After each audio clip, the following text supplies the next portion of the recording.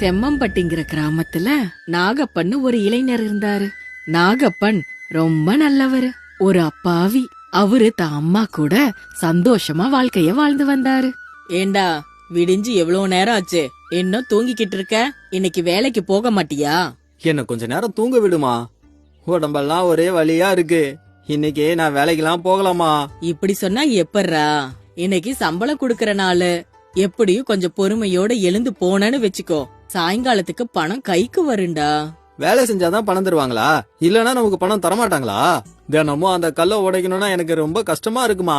நம்ம வீட்ல என்ன பணம் காய்க்கிற மரமா இருக்கு வேலை செய்யாம உக்காரத்துக்கு? எழுந்திரி, ஏற்கனவே ரொம்ப நேரம் ஆயிடுச்சு.